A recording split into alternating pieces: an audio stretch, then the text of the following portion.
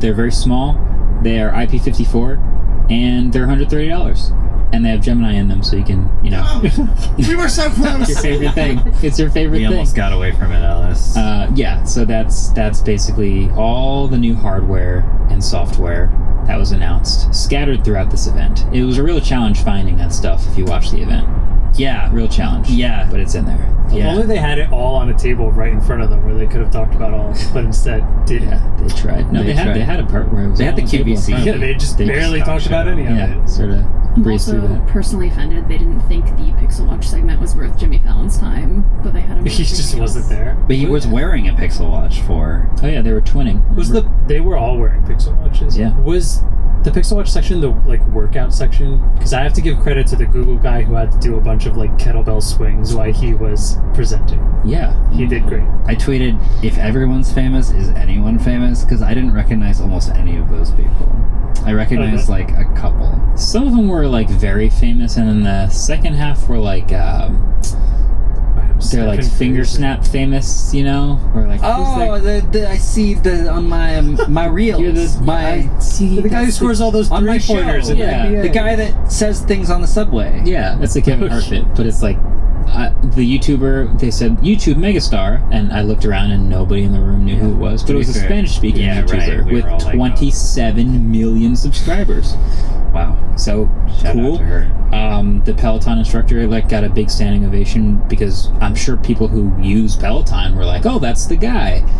But from the billboard. But I don't use Peloton, so I was that was the...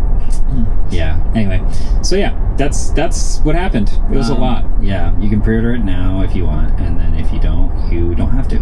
Yeah, you can watch our hands-on impressions video. That went live this week. Check that out. Full review coming on the good stuff, of course, so get subscribed if you want to watch that. Well, there's a couple other headlines of things that did happen. Should we get those after the break? Let's do that after the break. Should we hit one more trivia extravaganza break? Yeah, we'll do a trivia. But not the extravaganza break. Just trivia. That's later this month. Of course. Yes. Regular trivia. That's great. Okay. Squeaked so loud. Well, I'm glad we all made it to the Pixel Watch event this year. And so you all know I'm an avid user of the Pixel Watch. I wear it almost every day except for the days that it matters because I forgot today. And my question for you is, how many times have I mentioned the Pixel Watch in our company Slack?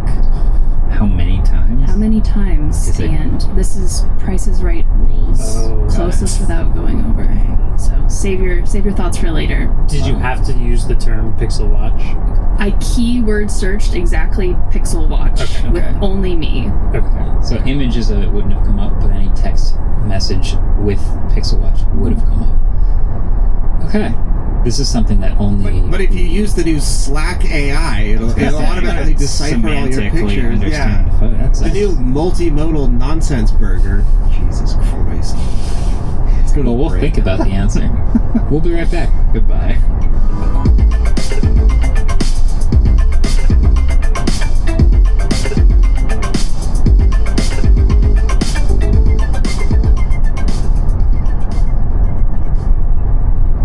Una silla de masajes puede parecer extravagante. 8 configuraciones diferentes, intensidad ajustable, además es calefaccionado. Y se siente tan bien. Sí, una silla de masajes puede parecer extravagante. Y 2, bueno, aún más. Pero cuando esas sillas de masajes vienen con un auto, se vuelven bastante prácticas. El nuevo Volkswagen Tiguan 2025 con funciones premium como los asientos delanteros con masaje disponibles. Solo parece extravagante. Love espresso, drip coffee, and cold brew? With the Ninja Luxe Cafe, if you can crave it, you can brew it. Espresso, balanced. Drip coffee, rich. Cold brew in a flash. With Barista Assist technology, you brew with no stress and no guesswork, and make perfect silky microfoam hands-free from dairy or plant-based milks. Shop the Ninja Luxe Cafe at ninjakitchen.com. With a major selection of the looks your kiddos love, starting at just $4 in the Walmart app, a new school year means a stylish new them. Who knew? Find skater skirts and Crocs that say, I'm casual but cool. Sparkly sneakers that say, it's my classroom, you're just learning in it. and preppy polos that say, I'm the teacher's pet, even if they're mommy's menace at home. Find their favorite styles starting at just $4 in the app. The Walmart you thought you knew is now new. All right, welcome back. We're going to talk about something that's not specifically Google related, but maybe tangentially Google related in a very interesting way, according to Rick Osterloh on the stream today. If you got that. Meta is reportedly going to launch their Hypernova AR glasses this year for about $800, potentially next month, according to Mark Gurman on Bloomberg. It was originally reported that these would be over $1,000, but apparently Meta is willing to take a loss to try to soup up demand. The difference between 800 and 1,000, I'm not really sure if people are going to be willing to buy that in the first place. 200. Well, once there's a bunch more competitors in the market, it might look impressive. I for one, am very excited to test all these glasses. Yeah. These interesting, potentially useful glasses. Like Google, Rick Osterloh literally said in the event, we are going to be launching our AR glasses with Google soon. Yeah. So we know they're working on those and they're coming soon. I got a demo a while ago. I thought they were amazing, and I just want to use them in the real world. So yeah, $800. That's the first price tag we're thinking we might see IRL. Yeah. So sure. Yeah. Apparently, Google Glass was like $1,600. The Google Glass, it was 1,000, or was it 14? I think it was 1,000 for the Explorer 1,500. edition. Oh, 1,500. Yeah. What year was that? That was 2012. 800 seems kind of impressive by that standard. Yeah. According to Mark Gurman, it says there is a small screen for mini apps and alerts on the right lens, and they'll be controlled by the Orion wrist accessory that we tried last year. Okay, so this is not totally like the Orion glasses where we saw lots of different things in like a very fully scoped and way. This is like a HUD. It's almost like an accessory to your smartphone in a way. Yeah, like a smartwatch. One way that Google has helped to understand like the different price tiers that things could come in is single lens versus both lenses. Obviously, having a display in one lens costs much less, so it doesn't look 3D or track over your environment, but you kind of can see things in a little HUD. Yeah. That's the single lens experience. Yeah. And then the dual lens experience potentially lets it be tracked over your real world and have more depth and look like better fidelity, which is cool, but it's twice as expensive. Right. So this is like a lower priced version, $800, and then that kind of feels like a more expensive dual lens version might be in the $2,000 to $3,000 range. Right. Yeah. Wondering what time next month it apparently launches too, because we're getting. Isn't next month September? It is. Okay. It's the big month. I wouldn't be surprised if Meta was like, yeah, we can fight the iPhone. Well, I mean, you kind of just want to get your stuff on the shelf before the holiday season, no matter what. That's like fair. the iPhone's going to do it every year anyway, but also here we have the Google event, and like there's going to be Samsung stuff coming out. It's just it's the time of year to do stuff. Yeah, true. Yeah. Speaking of the time of year to do stuff, if you remember from an episode many moons ago, Apple was sued by Masimo, a health tech company, for the light-based blood oxygen sensor in the Apple Watch. They had to remove it from the watches, and they were not able to sell the Apple Watch for a short period of time. So now they figured out a way around this. But now, and this is very funny, the way that they figured out how to get around the patent was they will collect the data using the sensor on the watch, but they will not calculate the data on the watch. They will send the data to your phone, and it will be calculated on your phone. I don't know if you can see that, but if you open the blood oxygen app now on the phone, it just goes on the watch now. It just goes, oh, you can find this stuff on your phone. Yeah. So now, I guess the way they get around the patent of a device that reads your blood oxygen is it takes the data, sends it to your phone, and your phone reads the blood oxygen. Yeah. Which is certainly a way around it, and something that I'm surprised that it took Apple this long to do. Yeah. Geniuses. I mean, honestly, it probably took them that long because they probably really didn't want to do it. I thought that they were going to try to figure out like a different way to vaguely calculate your blood oxygen. Yeah. So this is a better solution for them for sure. Well, speaking of an Apple Watch. Wow, we're like straight through these things. It's like real quick, did you see this on someone posted this to our subreddit, but it was a post on the subreddit Industrial Design.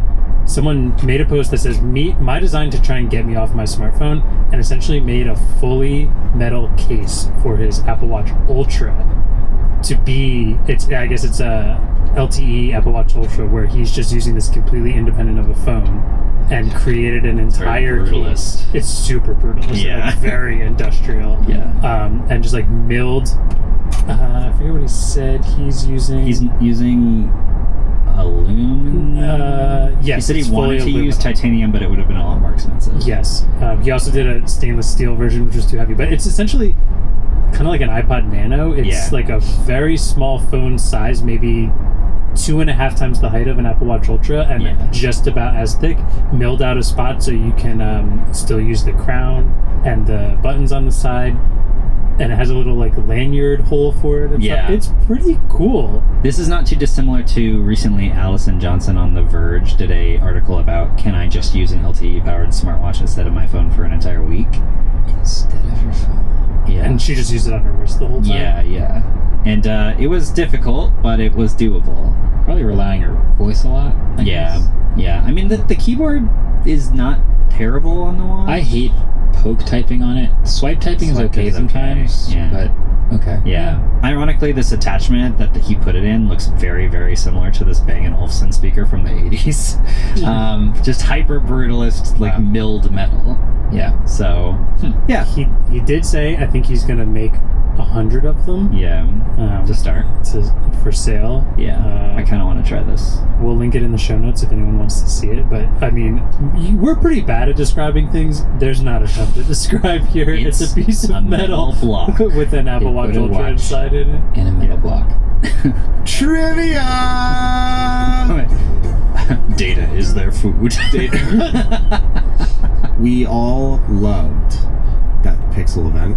And at one point, Jimmy Fallon freaked out because Google Vice President of Marketing, whose name I've conveniently forgotten and need to look up, Adrienne Lofton. Thank you for highlighting that for me, Mariah. Adrienne Lofton used the A word. Dun, dun, dun. But after that, she described iPhone users as what? Sheep. Yeah, sheep. I think I remember.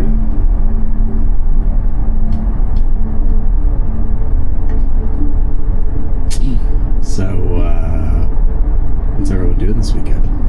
Going to the pool. I think Marcus is probably going to go to sleep. You have a double practice? Oh my god. Man, this man does not rest. Alright, let's flip these boards. Oh my god, we all put the same thing, and it is at 1, 2, 3. iFriends! That would have been a great buzzer. Have any of you guys ever said that authentically? No. Neither has she. I don't have any. Ever said it agentically? Every day. Thousands of times a day. Alright, Mariah.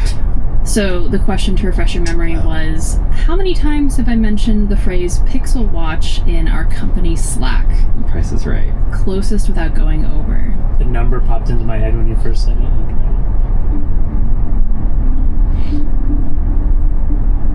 Did you guys already write it down? Yeah, so you didn't need any time at all. Yeah. Well, now we gotta sit through this. Price is Right. It's just kind of a guess, right? Yeah. Well, unless you have Slack in your brain, right? Based on pure vibes. Pixel Watch vibes. I'm searching right now. I'm indexing. Hold on. Alright, let's see it. Oh wow. Oh I my went goodness, high. we got a spread I'm here. I can't read David's. 13? Yeah. Okay, that's, no. Well, okay, but closest without going I wrote over. 27. 27? Can't be more than that. What does Marquez have? 4. 4? What was it? I think Andrew's the Let's closest.